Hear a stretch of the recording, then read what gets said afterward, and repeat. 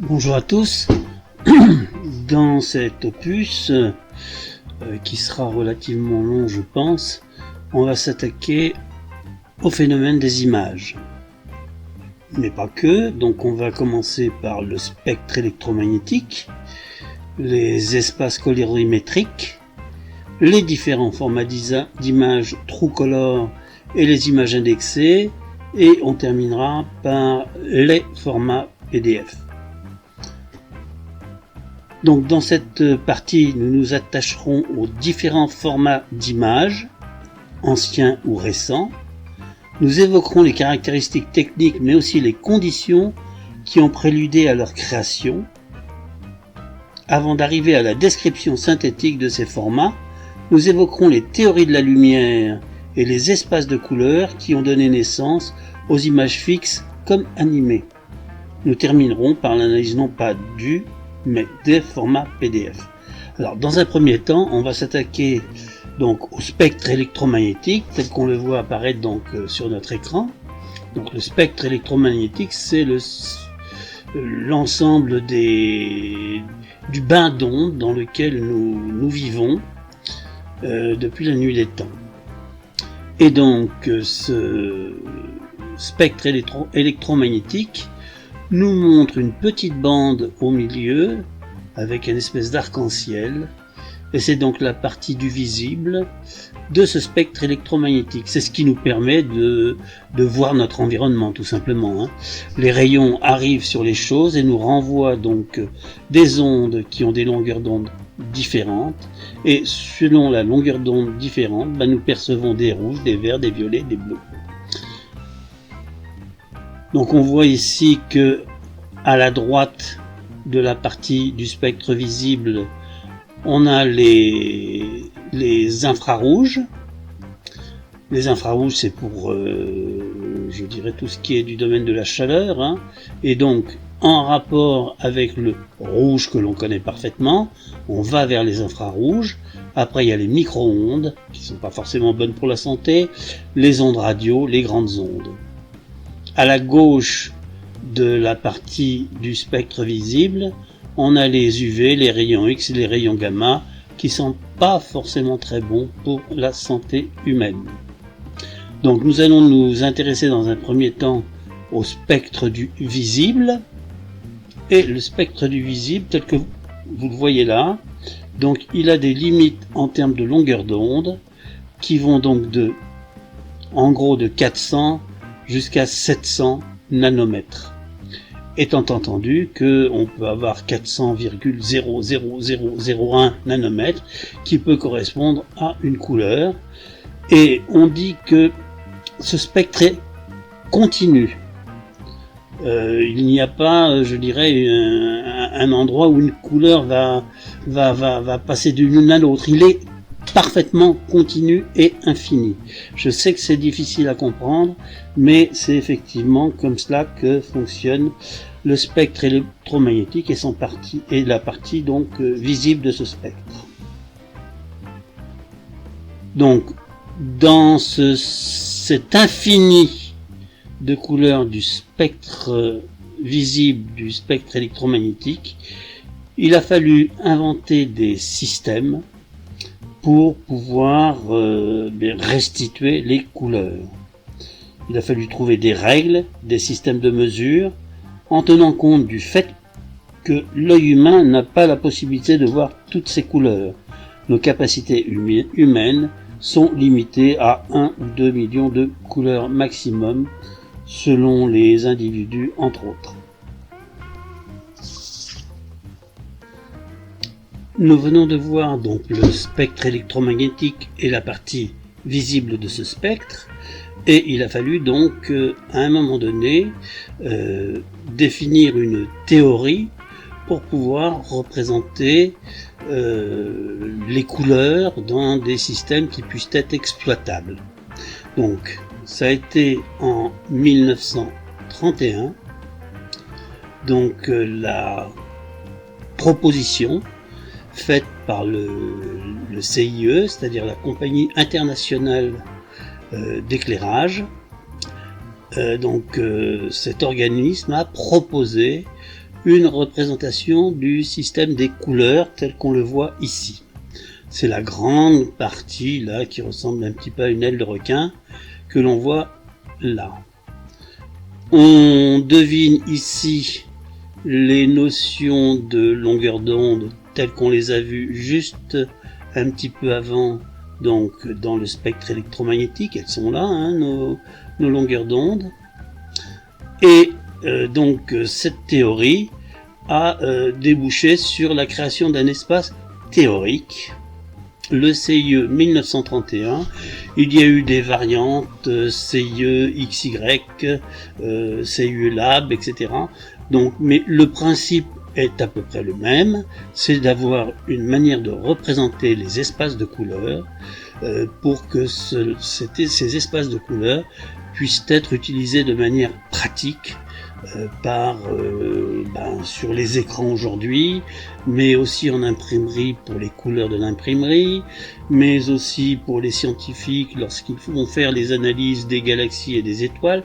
Donc il leur fallait une méthodologie pour pouvoir donc rendre compte des couleurs, et que chaque équipe dans le monde qui travaillait sur ces couleurs puisse parler le même langage. Donc on peut dire que le CIE 1931, c'est la première normalisation du langage des couleurs reconnu internationalement. Donc cet espace CIE 1931, il est un petit peu comme le spectre électromagnétique, on considère qu'il est continu et infini. Alors avec ça, on n'est pas tellement avancé parce que en pratique, il faut vraiment avoir des éléments précis. Donc ce qui s'est passé, c'est qu'un certain nombre d'entreprises, d'organismes, d'universités ont décidé de normaliser ou de définir plus exactement des espaces colorimétriques correspondant à leurs besoins. Sur cette image, nous avons de représenter 3 sous-espaces colorimétriques du CIE 1931. Ces 3 espaces étant le Adobe RGB, que l'on voit là en rouge. On voit ce triangle rouge. Nous avons le sRGB en bleu. C'est quasiment, ce sous-ensemble de couleurs qui est présent sur la quasi-totalité des écrans, à moins d'être un graphiste de haut vol et qui veut faire des choses vraiment super extra et précises. Donc le bleu, c'est vraiment le commun. Et on a un troisième espace qui est représenté ici, c'est le CMYK, cyan, magenta, yellow, K pour noir, black. Et en France, on dirait donc c'est MJN. Alors, on voit que ces espaces ont des surfaces de couverture des couleurs. Donc si on analyse le sous-ensemble, donc Adobe RGB, cet espace colorimétrique Adobe RGB, on voit qu'il est plus grand que l'espace sRGB et encore plus grand, bien sûr, que le CMJN.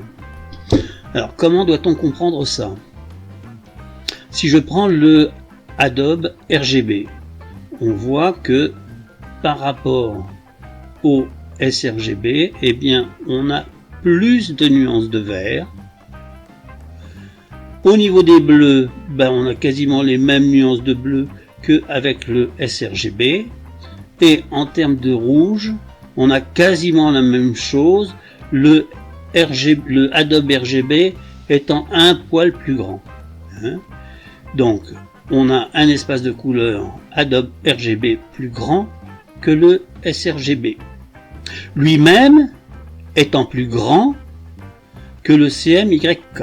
Le CMYK, c'est celui qui est en jaune, qui n'a pas une forme triangulaire mais quadrangulaire non régulier, et on voit que eh bien, le CMYK est faiblard dans les bleus par rapport à l'Adobe RGB ou au sRGB. On voit qu'il est faiblard un petit peu dans les verts soutenus. Pour le rouge, il est à peu près comme les autres. Par contre, là, on a entre les verts et les bleus, on a une couverture du CMYK qui est plus grande que le sRGB. Alors, quand je dis ça, il y a de sous-jacent dans mon discours le fait que, eh bien, quand on va envoyer à un imprimeur donc une composition quelle qu'elle soit, une pub, un bouquin, une couverture, eh bien il va falloir que les images que l'on aura traitées avec notre écran sRGB, il faudra bien que ces couleurs réintègrent ou soient intégrées dans l'espace CMYK que l'on a là. CMYK, c'est cyan magenta, donc jaune-noir. C'est un espace de couleur propre à l'impression aux imprimeurs.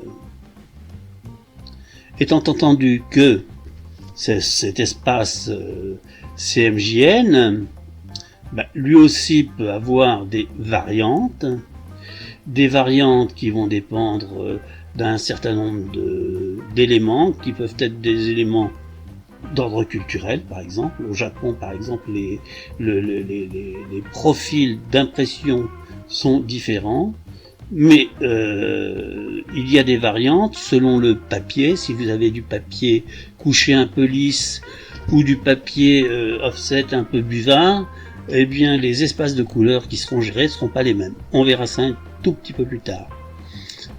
Donc, quoi qu'il en soit, on s'aperçoit que les différences entre les espaces de couleurs vont poser problème. Alors, il y a une notion que je n'ai pas encore évoquée avec vous, c'est le fait que la surface qui est occupée par un espace colorimétrique, comme le Adobe RGB ou le sRGB, on appelle ça le gamut. En gros, c'est la surface couverte par un espace colorimétrique donné dans l'ensemble de l'espace colorimétrique CIE 1931 sur ce graphique en l'occurrence. Donc le gamut, c'est donc l'espace occupé par ce sont les couleurs gérées par un espace colorimétrique. Alors on se rend bien compte à la suite de ce que j'ai dit tout à l'heure, c'est que lorsque l'on va passer d'un espace colorimétrique à un autre espace colorimétrique, on va se retrouver avec des problèmes. Les problèmes, oui, en ce sens où si on récupère une image et que cette image elle occupait l'ensemble de son espace colorimétrique, le Adobe RGB, et que je le récupère en sRGB, eh bien le problème c'est qu'est-ce que je fais des couleurs qui ne sont pas gérées par le sRGB. Vous voyez, qu'est-ce que je fais avec les bleus du sRGB qui se trouve ici lorsque je veux générer une image pour mon imprimeur pour lequel les limites de couleurs sont par ici. Donc il va y avoir systématiquement des problèmes de conversion d'espace colorimétrique, et ces conversions d'espace colorimétrique se font par l'intermédiaire de profils de couleurs. En gros, un profil de couleur est un espèce de, on va le simplifier, de convertisseur de format colorimétrique. Alors, bien sûr, lorsqu'on va faire cette conversion, on aura des problèmes, je dirais, qui seront obligatoirement liés à la notion de perte d'information. Alors, là, pour la perte d'information lorsqu'on passe d'un espace à un autre espace, plus réduit. Généralement, dans les logiciels graphiques ou dans les logiciels de PAO, on vous propose plusieurs méthodes pour faire entrer, entre guillemets, les éléments qui n'y entraient pas, hein, toute cette partie-là par exemple, que je veux faire rentrer dans mon espace sRGB, il va bien falloir que toutes ces couleurs-là rentrent là. Alors il y a 3 méthodes. La première, c'est la méthode dite perceptuelle. Perceptuelle, ça veut dire que l'ensemble des couleurs du modèle Adobe RGB vont être ramenées de manière proportionnelle à l'intérieur de l'espace colorimétrique sRGB. Les couleurs vont être ramenées proportionnellement. Ça veut donc dire que l'ensemble des couleurs de l'image vont être, on peut dire ça comme ça, comprimées, étant entendu que les espaces entre les couleurs seront à peu près respectés. Mais tous les pixels de l'image seront modifiés. Alors ça donnera peut-être un affadissement de l'image, en ce sens où les verts pétants, il y en aura moins, les bleus pétants, il y en aura moins, donc une espèce de neutralisation des couleurs, mais en respectant la proportionnalité des couleurs de l'espace colorimétrique de l'image. Ça, c'était la première méthode, donc la méthode dite perceptuelle. La seconde méthode est dite relative. Alors bien sûr, le problème est toujours le même, faire en sorte que les pixels qui sont hors du gamut, si je veux générer donc toujours une image dans mon espace sRGB et que je viens d'un Adobe RGB, donc toutes ces parties-là sont en dehors du gamut du sRGB.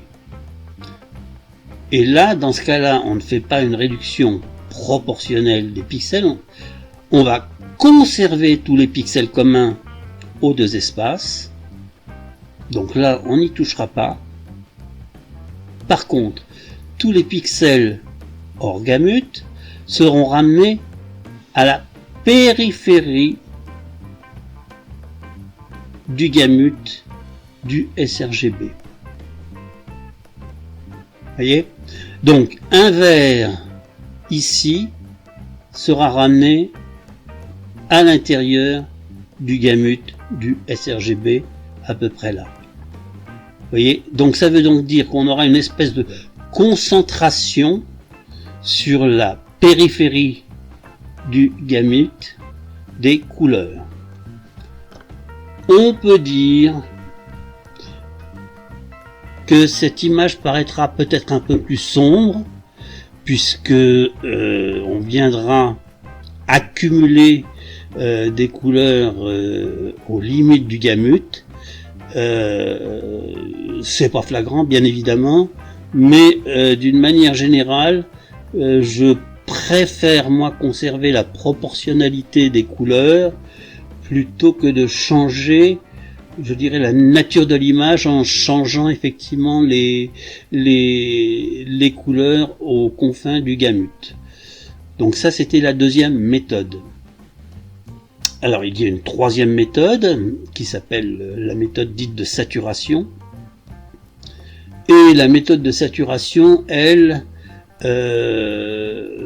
sera valable pour les images qui ont des grands aplats de couleurs.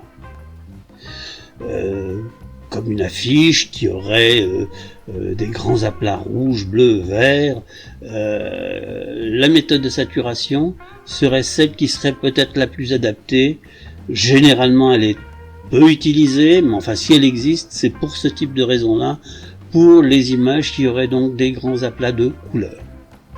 Donc voilà pour les problématiques de conversion Donc inter-espace colorimétrique. Pour terminer avec ces espaces colorimétriques, où on voit que le Adobe RGB est de meilleure qualité que le sRGB de par son gamut plus étendu, je vais vous montrer effectivement une petite publicité qui sort directement de chez nos amis de Amazon, je pense, où on voit que ce superbe écran Benq qui peut afficher du 2K est 99% RGB compatible. Donc cet écran a une restitution d'image exceptionnelle et ça se traduit dans les produits à 1227,34 €. Donc vous pouvez effectivement craquer votre cagnotte si effectivement vous voulez avoir un très bel écran avec de très belles restitutions de couleurs. Et pour finir, je vous propose ce tableau qui est une récapitulation des espaces colorimétriques les plus courants. Donc on va retrouver ici le nom des espaces, avec entre autres le sRGB que l'on a évoqué, le Adobe RGB que l'on a évoqué. On a ici le pourcentage donc du gamut du sRGB par rapport au CIE 1931. Donc on voit que le sRGB couvre 35% en gros du CIE 1931, alors que le Adobe fait 50%. Donc là on voit que certains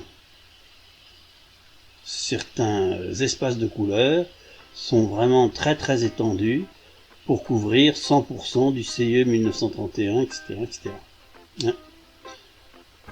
On a ici en troisième colonne donc l'utilisation de ces espaces colorimétriques et les usages.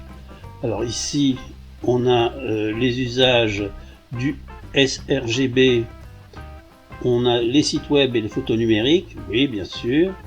On s'aperçoit tiens que pour le cinéma, le DCI-P3 qui fait 45% du CIE 1931 est utilisé en cinéma HDR.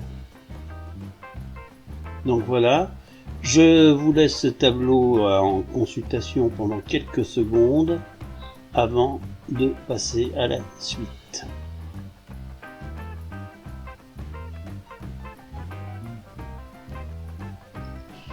En résumé de cette première partie, nous avons vu donc le spectre électromagnétique avec la partie visible, c'est-à-dire la lumière de ce spectre électromagnétique. Ce spectre est dit infini et continu au niveau des couleurs.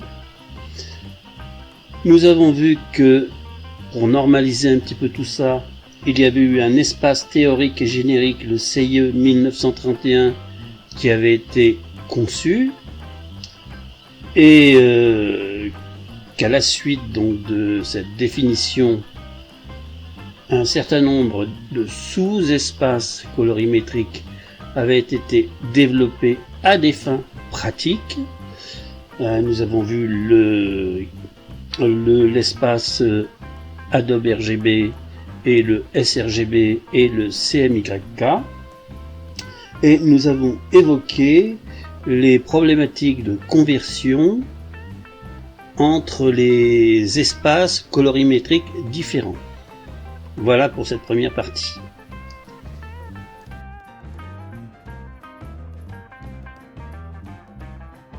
Maintenant, je voudrais revenir à ce que j'ai évoqué un petit peu plus avant, c'est-à-dire les problèmes de profil de couleur.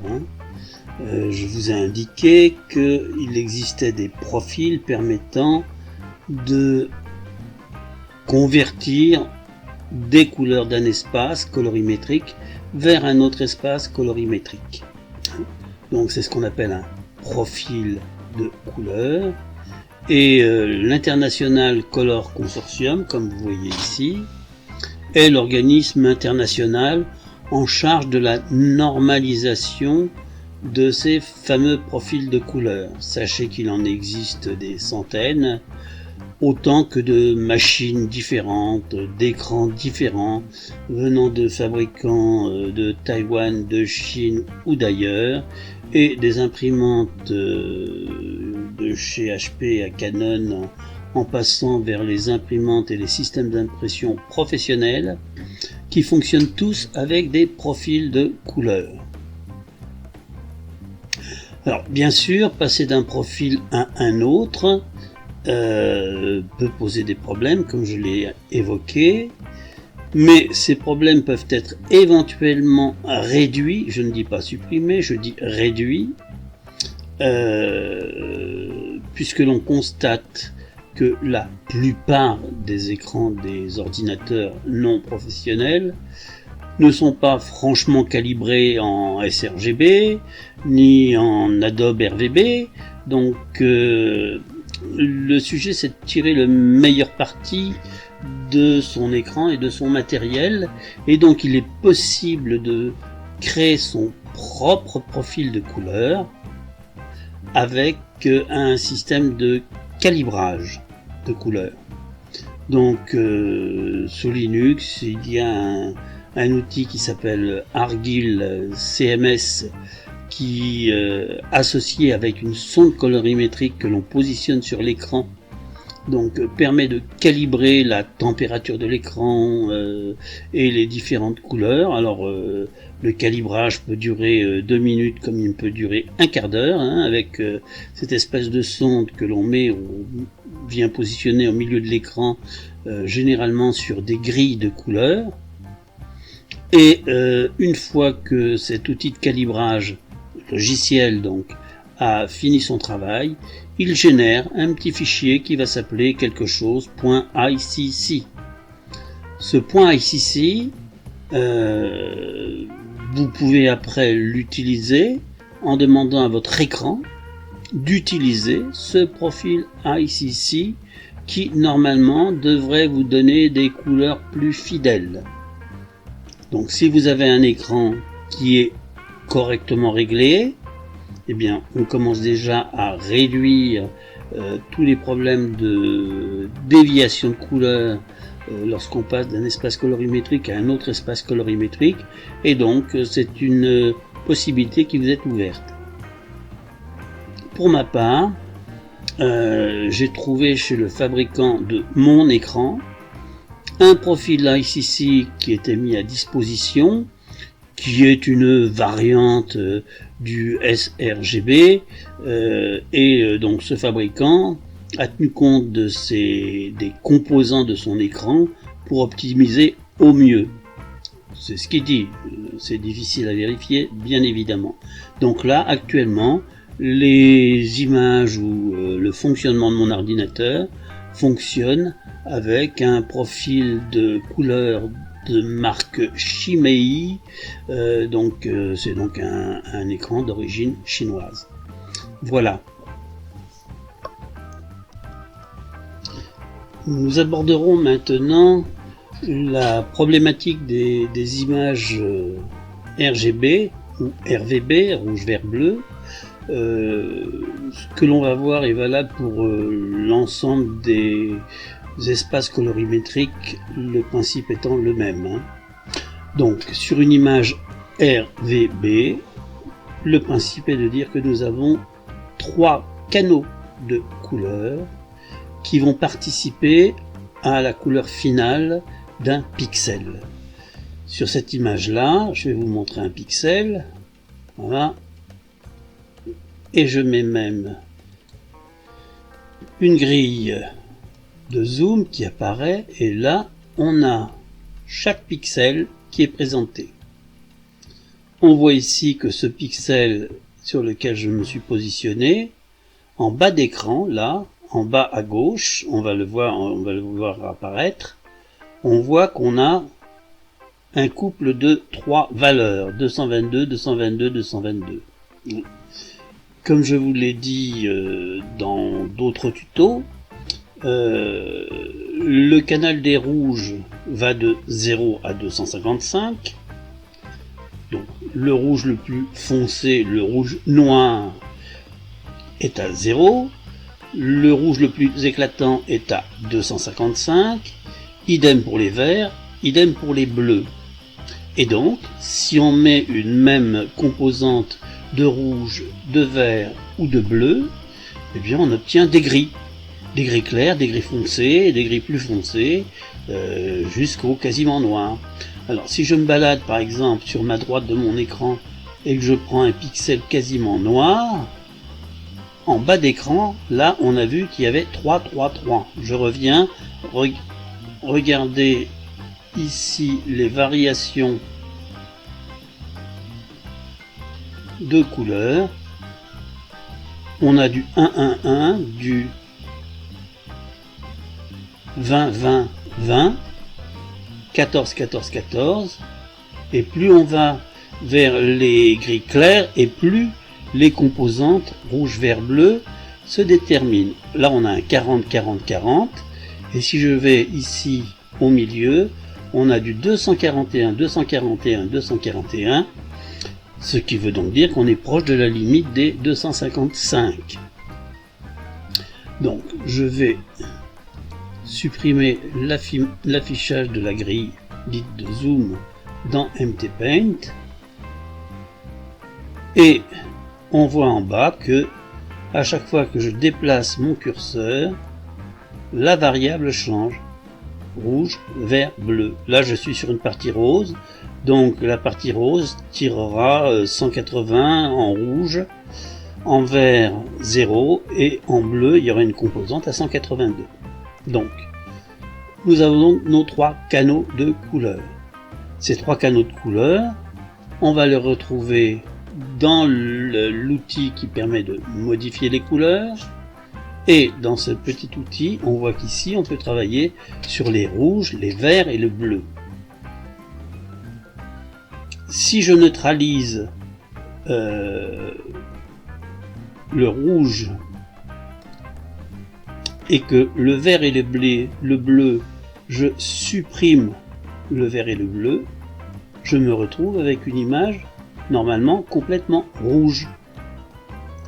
Nous allons vérifier. On lui dit OK, et on vient après vérifier en bas d'écran si la composante rouge est active, et on voit effectivement qu'on a systématiquement une valeur avec un 0 et un deuxième 0.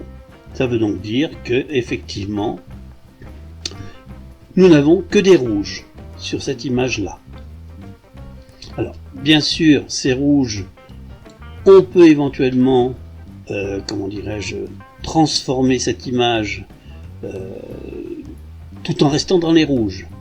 Je peux éventuellement augmenter les contrastes, et là on va se retrouver peut-être avec je sais pas 5 ou 6 rouges. Si je lui dis OK et que je vais voir oui, il y a peut-être 7 ou 8 rouges, donc on peut faire la même chose pour les autres canaux, et on se retrouve donc là, j'ai mis sur la droite, j'ai préparé un petit peu donc cette image. Là il y a le canal rouge que l'on vient de voir, et on a vu la méthodologie pour générer un canal rouge. On a vu ici c'est la même chose pour le canal vert, et là pour le canal bleu. Alors on est en RVB, et les travaux graphiques nécessitent très souvent d'avoir un canal alpha pour y faire autre chose. Par exemple, si je veux que sur cette partie-ci d'écran on voit le canal rouge, donc je décoche déjà ces deux-là, et sur mon original, je vais créer une couche alpha, donc on n'est plus en RVB mais en RVBA, et auquel cas donc la création d'une couche alpha dans MT Paint, Shift F2 pour appeler la création du canal alpha, ou éventuellement on passe par les canaux, je veux créer mon canal alpha. Donc on vient indiquer quelle est la nature de ce canal alpha au départ. Alors là, effacer ça voudra dire que l'ensemble de mon écran sera effacé, donc il y aura une couche alpha sur tout. Défini, ça veut dire que l'image telle qu'elle est là sera préservée. Donc je vais commencer par celle-là. Hein. Bon, là, rien ne se passe. Par contre, en bas d'écran, à gauche, on voit que notre image en 1500 pixels par 884 est une image en RVBA et nous travaillons en ce moment sur la couche alpha. Alors, MTPaint a un mode de fonctionnement où on peut travailler sur l'image RVB elle-même. Je vous montre.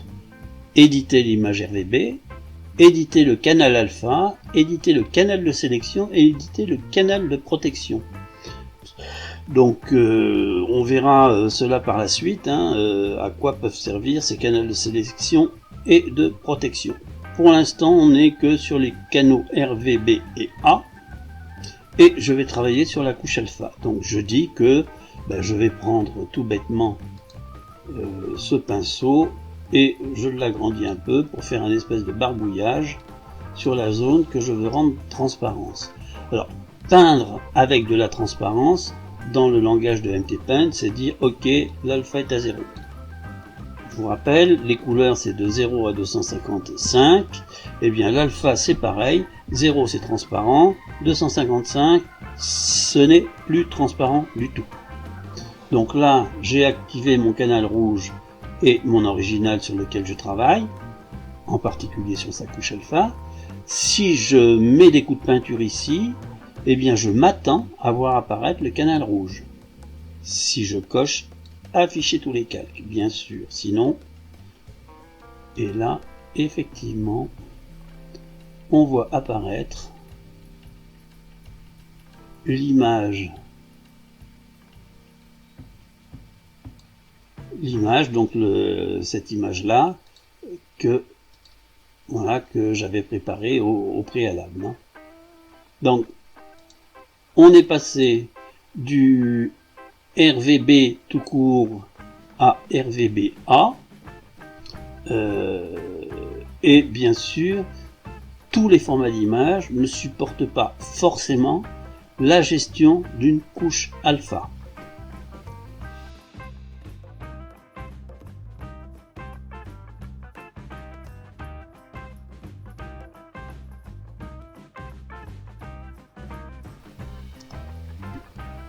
Maintenant qu'on a vu donc notre couche alpha et nos couleurs RVB, eh bien on va s'intéresser à un sujet qui est hyper important essentiellement dans le cadre du net, c'est-à-dire d'obtenir les images les plus légères possibles. C'est un enjeu colossal qui se chiffre en milliards de dollars et qu'il faut aborder précisément. Donc, dans le système RVB et A, quand on génère une image, on a la possibilité de travailler sur ce que le système va appeler des niveaux de compression. Donc, la compression va avoir tendance à réduire la qualité de l'image, mais d'un point de vue perceptible, ça ne changera pas grand-chose. Donc, on aura des compressions que l'on pourra accepter de l'ordre de 60% pour le JPEG, pour le WebP, pour la VIF, enfin pour les formats que je vais décrire un petit peu plus loin. Donc, il ne faut pas hésiter, à mettre une image correspondant à la taille de ce qui est attendu sur le site internet. N'allez pas mettre une image de 3000 pixels par 2000 pixels alors que ça se traduira sur votre écran par une place ridicule. Donc il faut à chaque fois retailler ces images, redimensionner ces images en fonction de la destination finale. Une fois qu'elle est effectivement redimensionnée, on joue après sur la compression. Alors il y a deux types de compression. Alors il y a les compressions sans perte, qu'on appellera lossless, sans perte. Et donc on utilisera des algorithmes de compression dits traditionnels, mais qui auront l'avantage de réduire la taille de votre fichier final. Si on utilise le lossy avec perte, donc il y aura effectivement une perte de couleur, de substance, de matière, vous appelez ça comme vous voulez, mais votre image sera réellement beaucoup plus petite. Donc il faut faire des tests et des choix et mettre sur le net, si c'est le net qui est l'objectif, les fichiers les plus petits. Bien sûr, si on est dans une optique du print, là la légèreté est un critère beaucoup moins important, enfin la légèreté est moins importante, mais la qualité prime tout. Et essentiellement, dans une optique de, comme je l'évoquerai plus tard, c'est qu'il faut qu'on travaille en 300 points par pouce. Alors, on verra ça plus tard, mais en gros, il faut qu'une image, elle soit 3 fois plus grande en pixels si elle a une destination print qu'une destination écran. Voilà pour cette partie-là. Maintenant, je vais aborder les grands formats d'images qui ont existé et qui existent toujours, et puis voir avec vous, voilà, on a les différents formats qui apparaissent, et voir avec vous un petit peu leur histoire ou leurs caractéristiques.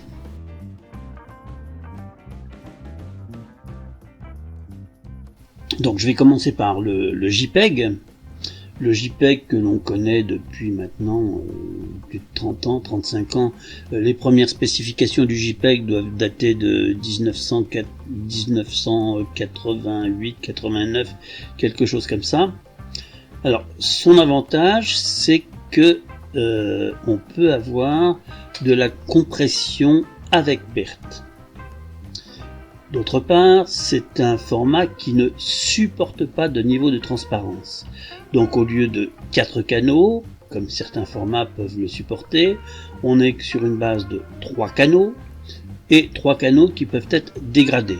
Donc ces fichiers qui sont résultants sont des fichiers qui peuvent être légers. Alors historiquement, il y a eu des problèmes de brevets, l'historique juridique du JPEG est pas totalement clean. Aujourd'hui, tous ces brevets ont disparu et on peut considérer que c'est un format open source. Avec l'inconvénient donc qu'il n'y a pas de transparence possible. Et l'avantage évident, c'est qu'il est supporté de manière universelle par tous les navigateurs. Donc ça, c'est, on le voit aujourd'hui encore, c'est sûrement le format d'image qui est le plus utilisé au monde. Je mettrai avec le JPEG XL que l'on voit un petit peu plus loin dans ma liste, le JPEG XL. Alors lui, il a une histoire assez marrante, en ce sens où le garçon que vous voyez là, John Snyder, est un type qui dans son coin, il y a une dizaine d'années, une douzaine d'années, donc a développé un format d'image super efficace, on va dire ça comme ça.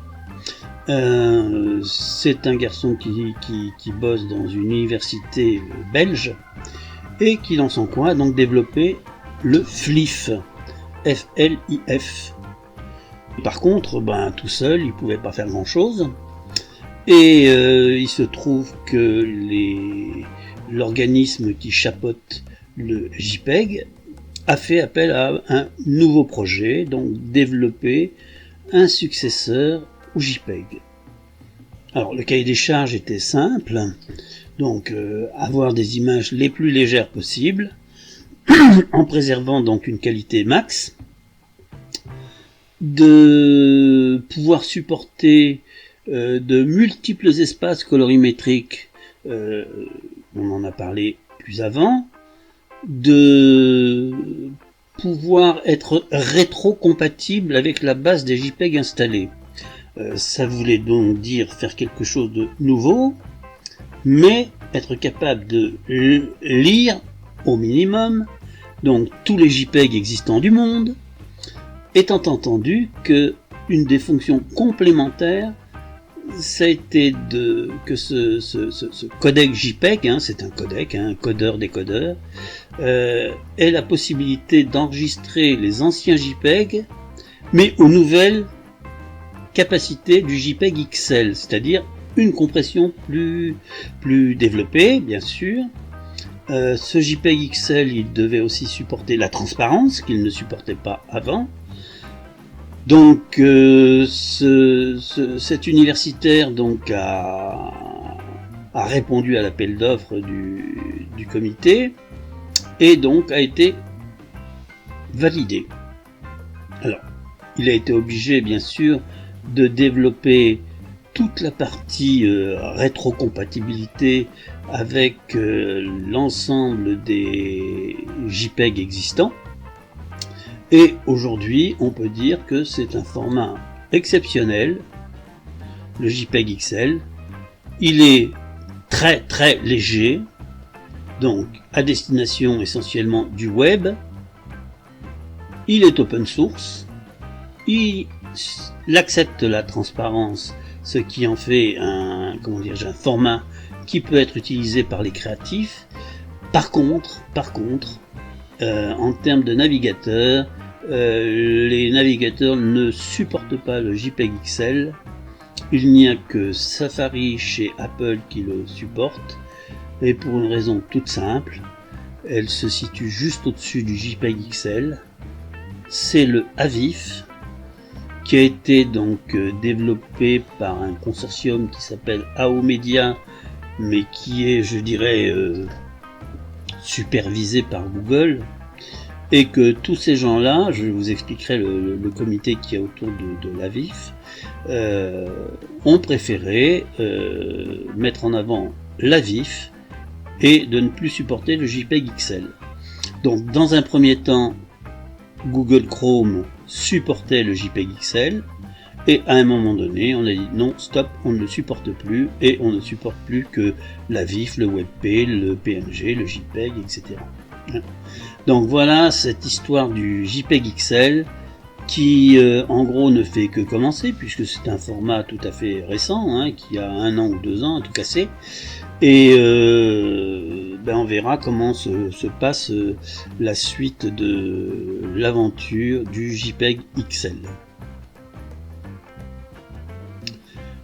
Donc ça c'était le JPEG et le JPEG XL. Maintenant je vais m'intéresser à l'histoire du WebP. Alors le WebP, pareil, donc il a répondu à un besoin du moment, c'était avoir dans les années 2010 un format d'image toujours plus léger et qualitativement correspondant à de belles images. Donc, mais il fallait que les fichiers soient plus légers, qu'ils supportent de multiples espaces colorimétriques. Ce que je suis en train de dire est une bêtise, parce que pour le WebP ne supporte pas de multi-espaces colorimétriques. Mais bon, pour le web, ça ne change pas le problème. Donc il fallait que ce format soit open source, qu'il gère la transparence, et avant d'être supporté universellement, donc Google a développé ce fameux format WebP à partir d'un format vidéo qu'ils ont développé et qu'ils ont mis en open source, mais en étant vraiment le chef de file et la société qui met en avant ce format, donc Google met en open source le format vidéo qui s'appelle WebM. Et le WebM est une évolution d'un format vidéo que Google utilisait après avoir racheté une entreprise qui faisait des codecs vidéo. Et donc Google a dit ok, bon ben on va développer, améliorer les codecs vidéo que vous avez sous la marque Google, enfin ou open source plus exactement. Et c'était donc la naissance du WebM. Voilà, les technologies utilisées dans le WebM et dans le retraitement des images statiques se ressemblent beaucoup. Donc si vous avez un codec vidéo particulièrement performant pour traiter les images, eh ben vous adaptez ce format WebM à l'image statique et c'est devenu le WebP. Le WebP qui s'est très rapidement fait une place au soleil sur le net, puisqu'effectivement il était en gros 30% plus léger que le JPEG à qualité identique. Alors, le WebM et le WebP n'ont pas démarré comme des flèches et Google a légèrement modifié sa pratique et il y a eu la création d'un organisme qui s'appelle AO Media et ce AO Media a regroupé tous les GAFAM, on va dire ça comme ça, hein, de Netflix à Microsoft, en passant par Facebook, enfin, l'ensemble des acteurs qui traitent de l'image statique ou de l'image animée sont tous venus se mettre dans cette structure AO Media, dont le sujet était de créer le successeur du WebM en tant que codec vidéo, donc ce qui a été fait. Et en même temps, ils ont fait la même chose que pour le WebP. Ils ont utilisé dans le format, alors oui, je vous ai pas indiqué, le format vidéo s'appelle AV1, qui a été créé donc par AO Media. Et ce fameux codec vidéo AV1 a été décliné pour générer des images en AVIF.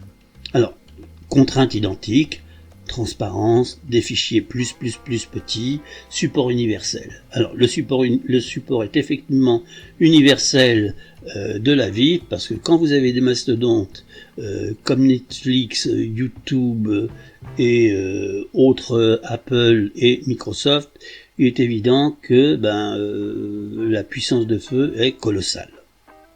Donc voilà pour les formats AVIF, WebP, et il y a une composante que j'ai oublié d'évoquer avec vous, c'est qu'à chaque fois qu'on discute technique, il faut aussi penser gros sous. En ce sens où, quand vous avez des images qui sont 50% plus petites qu'avant, eh ben vous dégagez de l'espace disque dans tous vos data centers.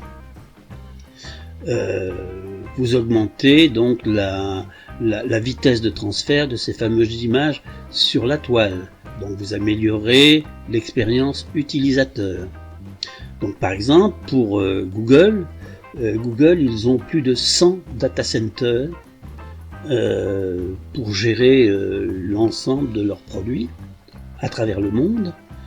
Et on peut largement estimer que 30 à 40% des capacités de stockage sont destinées à stocker des images fixes ou des images animées. Si vous avez un codec vidéo ou audio ou image statique qui génère des fichiers de 30%, 40% ou 50% plus petits à qualité identique, vous imaginez bien que vous dégagez des capacités de stockage phénoménales. Donc d'un point de vue financier, ce type de format d'image, c'est une aubaine pour l'ensemble des sociétés, les GAFAM, qui disposent de grands data centers à travers le monde. Donc c'est tout boni pour tout le monde.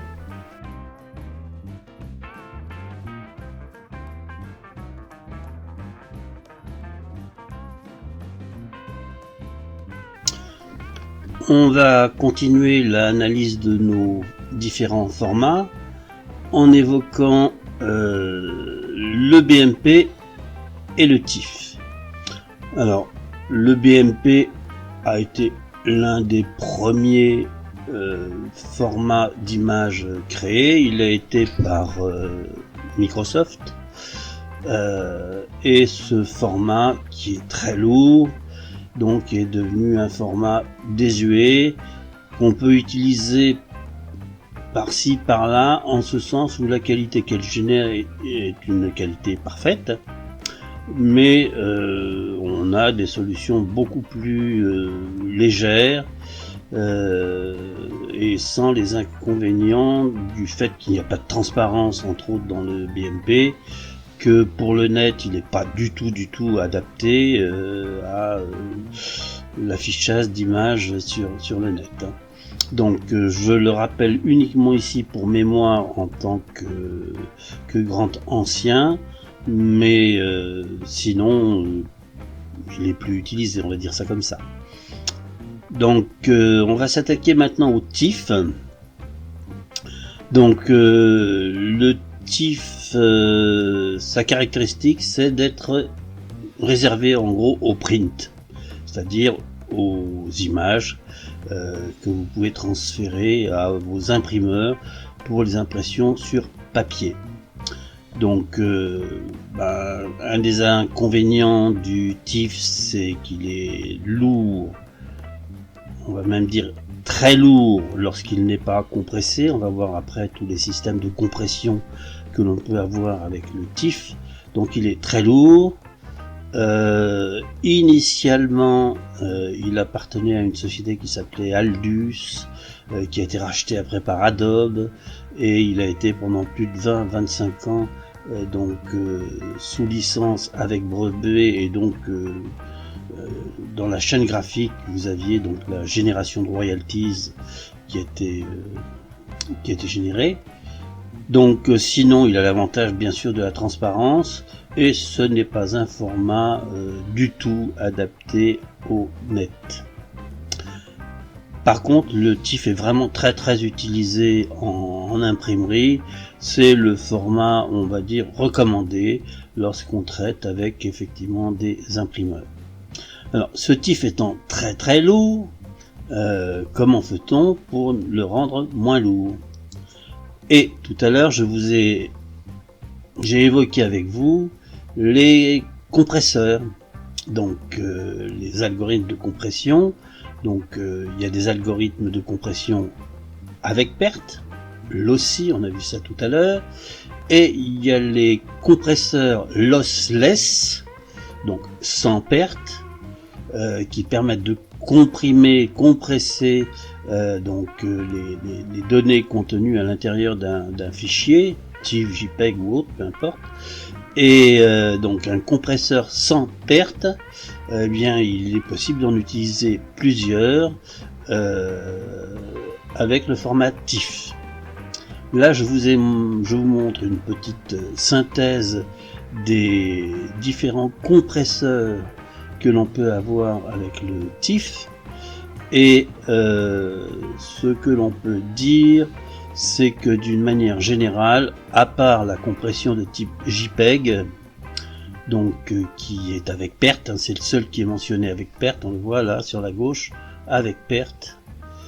Donc tous les autres, ce sont des algorithmes de compression comme on les trouve habituellement, hein. Vous avez Unzip, Unrar, tous ces formats-là, tous ces outils de compression sont des outils de compression sans perte qui permettent de gagner de l'espace disque sur votre ordinateur, hein, ou même éventuellement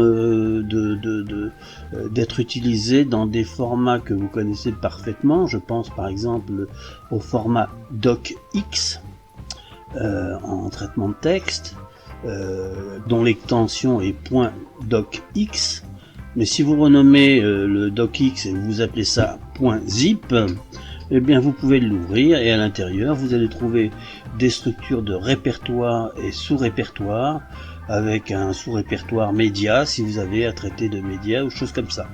Donc ces compresseurs, ces algorithmes de compression sont utilisés dans plein d'usages, et entre autres dans les compressions d'images en particulier. Donc là on voit qu'on a le LZW sans perte, efficacité moyenne, vitesse rapide, etc., etc. Je vous laisse lire donc les informations de ce tableau. Ce que je note moi, c'est que quand on est non compressé, eh bien les fichiers sont vraiment très lourds, et la compression zip que l'on voit là est relativement efficace, puisque les fichiers TIFF générés avec compression zip génèrent des fichiers qui peuvent être moins lourds que du PNG. Et le PNG, c'est un format que je vais aborder juste après. Et donc le format TIFF est un format qui supporte donc la transparence, qui supporte les multiples espaces colorimétriques et qui supporte entre autres tout ce qui est cyan, magenta, jaune et noir, les images qui sont a priori attendues par les imprimeurs. On verra en finale, je ferai un petit rappel des différents formats de type PDF. PDF, c'est un nom générique, mais qui recouvre plein de possibilités de PDF. Alors il y a les PDF qui servent à l'archivage, il y a les PDF qui n'acceptent que le cyan, magenta, jaune, noir, il y a le PDF qui accepte des profils de colorimétriques évoqués plus haut. Donc j'évoquerai ces différents formats PDF puisque ça peut orienter le choix de votre organisation de travail. Donc là je vous conseille quand même le TIFF en version compressée zip qui donne de bons résultats. Voilà pour le TIFF.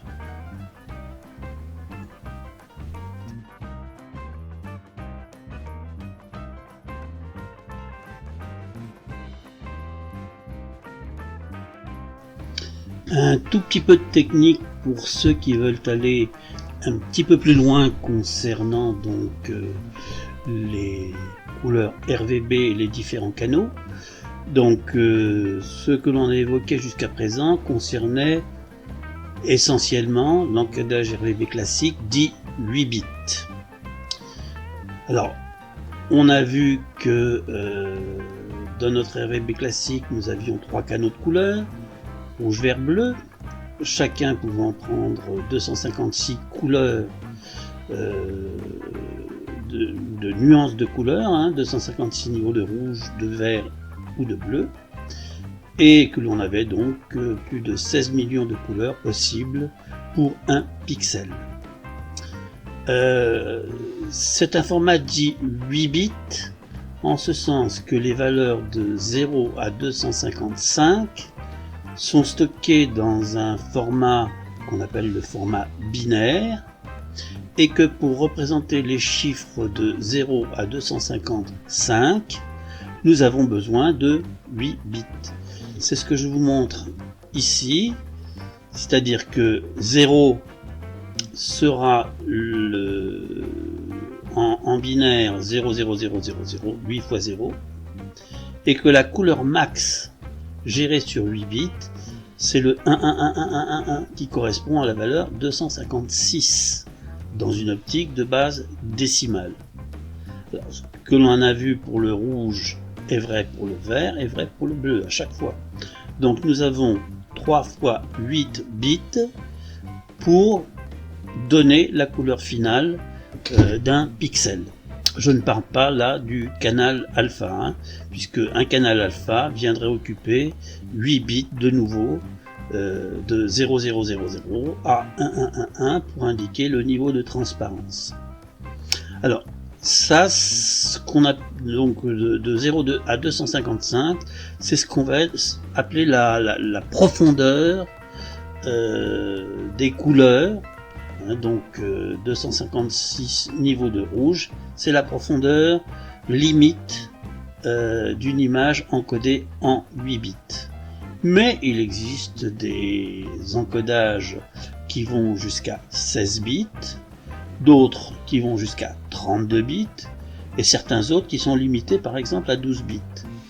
Hein, donc sur les images encodées en 16 bits, on pourra avoir 65 536 nuances de couleur rouge, 65 000 et des brouettes de vert et 65 000 de bleu.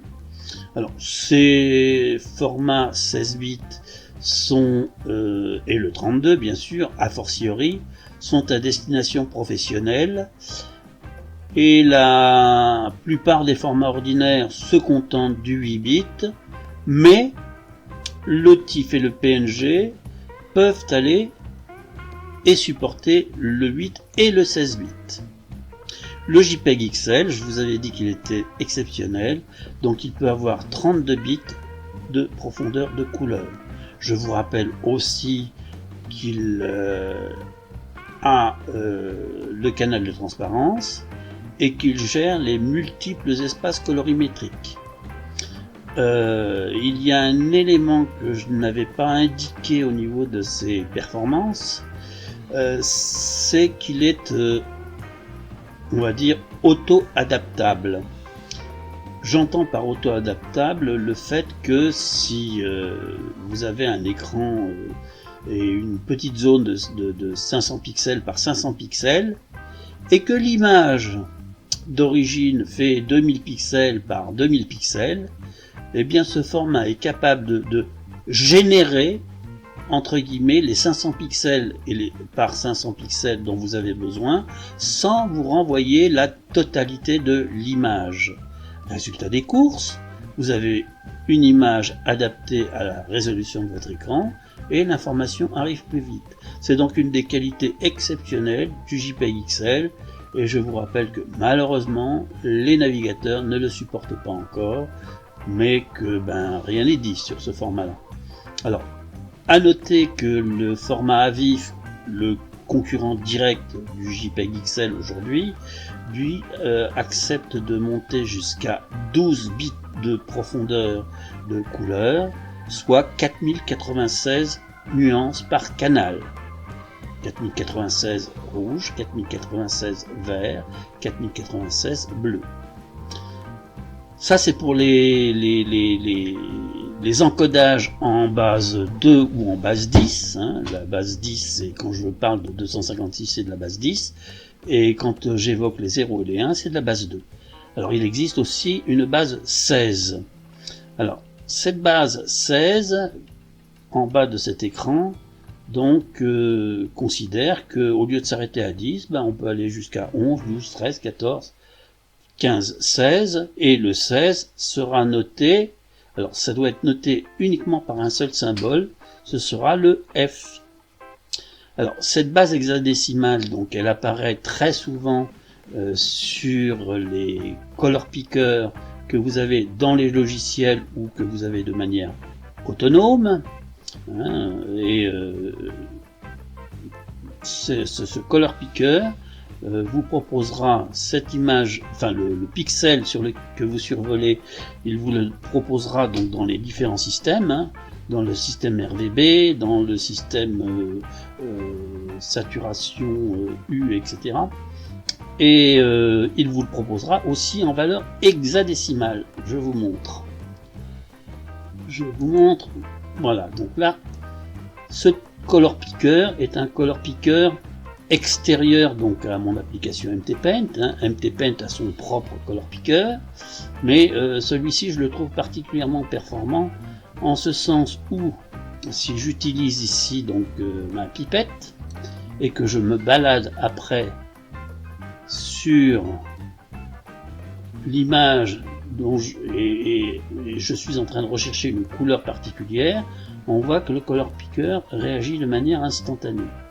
Et il réagit de manière instantanée sur l'ensemble des représentations colorimétriques que l'on a, donc le RVB que l'on a là, le U Saturation Value que l'on a là, et en dessous, là il y a écrit Color Name, il pourrait mettre hexa, ce serait plus clair, c'est la valeur hexadécimale de ces trois composantes de couleur, rouge, vert, bleu. Alors, c'est très facile de faire un copier-copie, de reprendre ici le color picker propre à MT Paint et de lui dire, ici dans ma zone exa, je viens faire un coller. CTRL V par exemple. Et automatiquement, la couleur que j'avais piquée à l'écran se retrouve ici dans le color picker propre à mon éditeur graphique. Donc voilà à quoi peut être utile une représentation hexadécimale des couleurs. Alors là c'était une représentation hexadécimale dans un système 8 bits, hein, il faut le prendre en compte.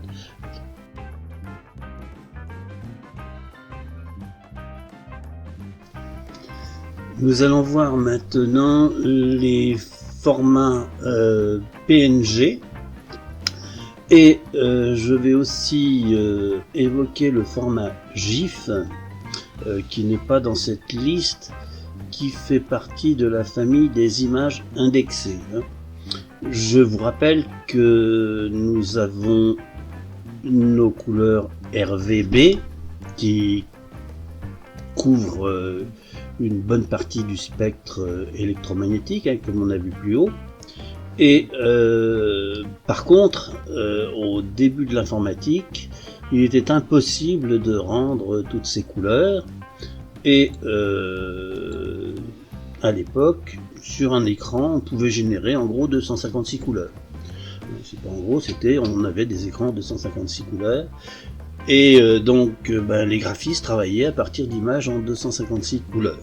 On travaillait à partir de palettes de couleurs, et on pouvait avoir des palettes de couleurs de 6 couleurs ou 32 couleurs ou 256 couleurs selon les besoins du graphiste, ces couleurs étant choisies dans l'espace colorimétrique RVB.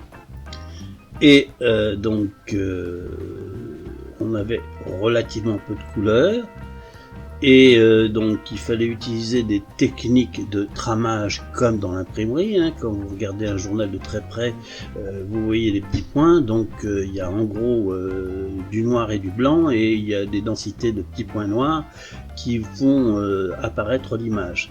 Et bien là, avec les images indexées, donc des années fin des années 80, 89 et après, on a eu donc l'émergence du format GIF. Ce format GIF permettait de faire des mini-animations, et on retrouve pas mal de ces animations old-fashioned. Aujourd'hui, c'est comme si ça revenait, s'il y avait des modes et que le style des images d'antan donc était de nouveau d'actualité. Alors là, je vous ai mis sur cette image donc une composition où on voit effectivement une tête de lion avec la partie basse qui correspond à la partie dite RVB de l'image d'origine, hein. Donc là, la partie basse est une partie que l'on peut considérer en millions de couleurs. La partie gauche de l'écran, la tête du lion à gauche là, est une réduction en 6 couleurs et sans tramage. Le tramage, c'est ce que j'ai évoqué avec vous avec les effets d'imprimerie et les petits points. Et le tramage, on le trouve justement sur la partie droite. Vous voyez la différence entre avec tramage et sans tramage.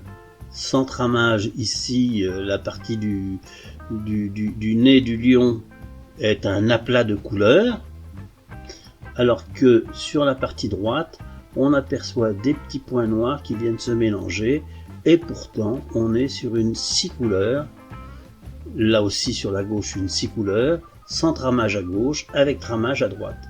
On le voit particulièrement bien sur la partie gauche, au niveau du ciel, on a en gros du 3 couleurs, alors que ici, on a sur la partie droite, on distingue un effet qui est un peu plus réaliste que sur la partie gauche. Alors, Ces images dites indexées, bridées au maximum à 256 couleurs, comment est-ce que ça marchait dans les faits? Alors, dans les faits, les fichiers étaient effectivement pas très gros, et je vais vous montrer comment, si j'arrive à trouver mon image, voilà, comment c'était fichu. Donc là, sur ce tableau, on nous montre quoi? Un tableau avec 13 lignes et 21 colonnes. Jusque là, c'est pas très compliqué. Le croisement d'une ligne et d'une colonne, ça donne un pixel. Là, un pixel. Et donc, pour ces fameux fichiers indexés, eh bien, on peut considérer qu'il y avait un index des couleurs qui était positionné en début du fichier GIF ou PNG, puisqu'on va voir que le PNG peut être décliné en 8 couleurs. Et donc cet index, eh bien on le voit, il est simple. On dit que la couleur, l'index 0 est à 255, 255, 255, et dans notre table RVB, on sait que ça correspond à du blanc. La couleur numéro 2 était à 0 en rouge, 255, 255, et donc la couleur 1, c'était le jaune, avec une composante de vert et de bleu identique. La couleur 2, eh bien c'était un bleu moyen, puisque l'on est à 128 et que l'on peut aller jusqu'à 256, 255 pour avoir le bleu le plus clair, et 0 pour avoir le bleu noir. Et la couleur 3, c'était du 128 en rouge, c'est-à-dire un demi-rouge. Pas de vert, pas de bleu. Et donc chaque pixel, chaque croisement était affecté de la couleur de l'index. Donc là on voit que tout ça c'est à 0.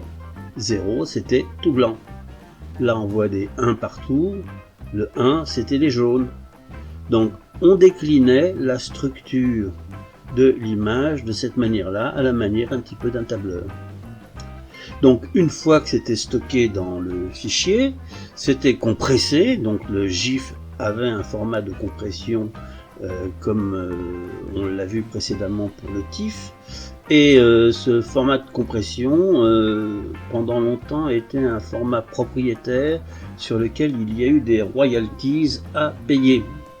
Et ce pauvre format GIF a subi les outrages de l'histoire, en ce sens où la société qui l'a créé a été rachetée, que la propriété, les brevets du format GIF sont passés d'une entreprise à une autre entreprise, et à partir d'un certain moment, on considère que des brevets tombent en déshérence.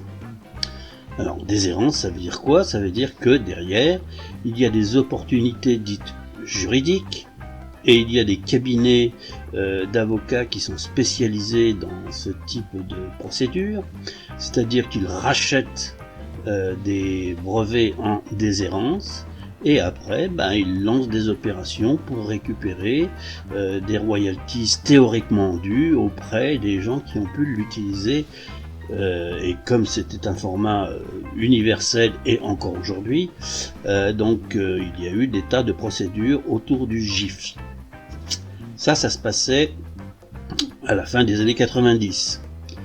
Et devant cet état de fait, le fait que le GIF pouvait être soumis à brevet ou pas, les développeurs hésitaient à mettre du GIF ou se mettaient entre guillemets, n'étaient plus en raccord avec la loi. Donc le W3C, donc l'organisme on va dire coopératif qui gère les formats du net, donc décida de faire un appel pour créer une alternative au GIF. Et donc à la fin de 1998, on a vu la naissance du PNG, donc Portable Network Graphique, quelque chose comme ça, dont l'objectif était de remplacer le GIF mais aussi de pouvoir travailler non plus dans une logique d'image indexée, comme là on vient de le voir, mais de travailler tout simplement dans l'espace RVB classique, le sRGB ou le Adobe RGB, peu importe. Donc ce format a donc été créé à la fin des années 1998, le format PNG, et comme il était libre de droit, donc ce format a connu une expansion très très importante et est toujours utilisé de manière universelle aujourd'hui. Alors, il n'est pas utilisé, enfin il est utilisé de différentes façons. Le PNG format RVB, donc True Color, qui accepte la couche alpha, est un format très lourd et qui n'est donc pas adapté au net. Donc, par contre, la capacité à ne pas avoir de perte d'information, donc il est lossless, comme on a vu précédemment. Ce format est lossless, il accepte la transparence, 255 niveaux de transparence, donc ça en faisait un format particulièrement apprécié par les graphistes qui pouvaient créer des compositions multicalques avec donc tous ces formats de la transparence liée à ce type de format. Donc aujourd'hui encore, le PNG est très très utilisé comme format intermédiaire de travail. Pour faire simple, vous gérez tous vos calques en PNG, à la fin de votre travail, vous fusionnez l'ensemble des calques qui vous ont servi à faire votre composition, et l'image résultante, vous l'enregistrez en fonction de la destination finale. Si c'est du web, vous l'enregistrez en WebP, en AVIF, avec les niveaux de compression qui vont bien, et le tour est joué, mais vous conservez toujours, au niveau de la conception même, des images de qualité max. Ce qui vous permet de revenir éventuellement sur un travail, de régénérer non pas un AVIF mais un WebP, ou quelles que soient les raisons. Donc c'est pour cela que le format PNG donc maintenant a une fonction de fichier de type travail lié à la créativité artistique. Alors ça c'est pour le PNG 24, donc 24, donc le RVB True Color, associé avec sa couche alpha éventuellement, mais bien sûr, un des objectifs du PNG était de concurrencer le GIF 256 couleurs, et c'est pour ça que le PNG peut être décliné en PNG dit 8 en ce sens où on ne sera plus dans une logique RVB, mais dans une logique d'image indexée telle que vous les avez sous les yeux.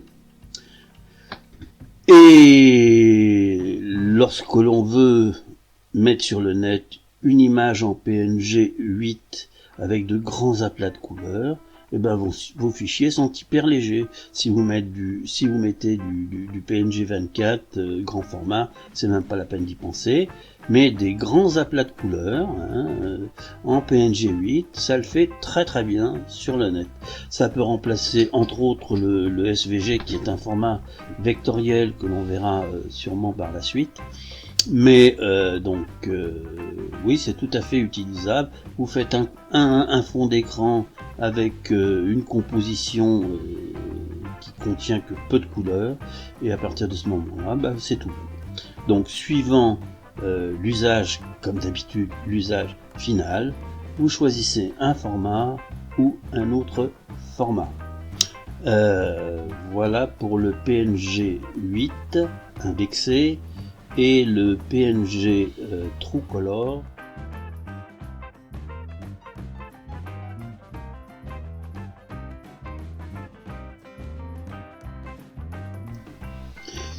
Pour terminer avec les images indexées, j'aimerais faire avec vous une petite analyse donc d'une image que j'ai générée il y a quelques années dans un style qui est un style de type pop art, dans lequel on va trouver des aplats de couleurs, du noir et blanc, du texte, et essayer de déterminer avec vous un petit peu comment ça a été fait. Alors, sur notre droite, on a l'ensemble des calques qui ont servi à faire cette image finale. Maintenant, si je viens voir les différents éléments un à un, on va pouvoir les commenter. Je commence par le fond dégradé. Donc là, on se trouve face à un dégradé de couleur qui a été généré dans une optique RVB dans un premier temps, et à la suite de cela, ce RVB a été passé en index, en image indexée de je ne sais combien de couleurs, mais enfin pas beaucoup. Là on le voit, alors on a notre palette sur la gauche, et il y a donc ici 10 couleurs qui ont été générées. Donc quand on prend la fonction image convertir en image indexée, on a toujours une option qui nous demande en combien de couleurs voulons-nous donc réduire l'image RVB d'origine, et là donc on vient indiquer son numéro de couleur, éventuellement ici des logiques algorithmiques pour réduire le nombre de couleurs. Alors la méthode vue, PNN, la palette courante ce serait celle-là, et conversion exacte ce serait toujours les mêmes 10 couleurs que l'on a là, hein. Donc, et en dessous nous avons des notions de tramage. Les tramages Floyd-Steinberg, les effets d'imprimerie, les effets dispersés, le Stucky et le Floyd-Steinberg paramétrique. Quand on dit aucun, ben ça veut dire qu'il n'y aura pas de petits points comme on l'a vu tout à l'heure pour le lion, hein. Enfin, dans un premier temps, on va regarder comment est faite donc cette composition. Donc le fond dégradé indexé, ok. Nous avons une première couche où on a eu les personnages ont été détourés, c'était une image RVB, hein, donc quelques millions de couleurs bien sûr. Donc nous avons détouré cette image, nous l'avons transformée en une image noir et blanc, et à la suite de cela, nous sommes revenus de nouveau au RVB pour bénéficier des 255 niveaux de transparence entre, on le voit là parfaitement, on voit les niveaux de transparence entre les couleurs pleines et la transparence. Donc on peut se balader bien sûr du format indexé ou du format RVB comme l'on veut, cela dépend ce que l'on veut faire. Donc là, une petite synthèse, un détourage, une conversion en noir et blanc, une transformation en image indexée, donc de quelques couleurs, je ne sais plus quelle était à l'origine, mais enfin ce noir et blanc doit y avoir une dizaine ou une douzaine de couleurs, et après on revient en RVB pour bénéficier de la transparence du canal alpha. Donc ça c'est pour cette image là. L'image suivante, eh bien c'est une partie de notre image d'origine sur laquelle donc on voit qu'elle est issue de la conversion donc noir et blanc que l'on a vu tout à l'heure en image indexée. Donc revenant en RVB, j'ai appliqué, on voit un dégradé de couleur, et un dégradé de couleur qui contient un motif entre autres à l'intérieur. Ce motif on le retrouvera dans les possibilités de pattern, c'est comme ça qu'on appelle ces dessins. Donc ça, avec une grande partie ici transparente permettant de laisser voir ce qu'il y a derrière bien sûr. Alors le logo Miramax qui viendra se positionner. Nous avons l'ombre du mot Tarantino du film, hein. Si je décoche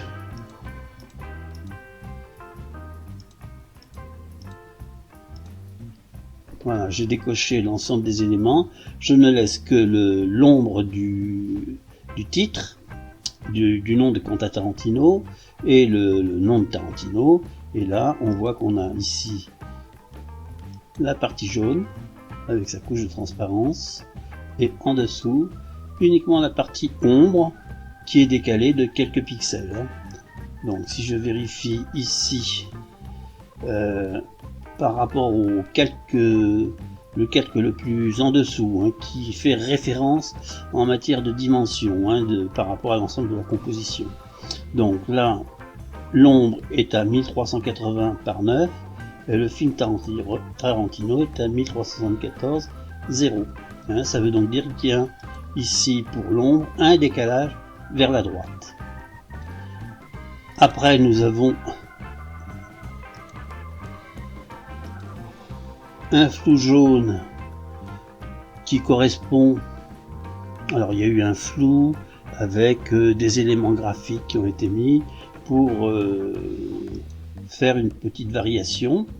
Nous avons le titre Pulp Fiction, l'ombre du type Pulp Fiction, le titre en lui-même qui vient donc par-dessus, et notre image finage donne quelque chose qui ressemble à ça. Donc on est effectivement dans les images dans lesquelles le nombre de couleurs est réduit, mais dans lequel on peut réutiliser donc le canal alpha pour réduire les incidences entre les différents calques. Donc une utilisation du type pop art pour ce type d'image. Voilà.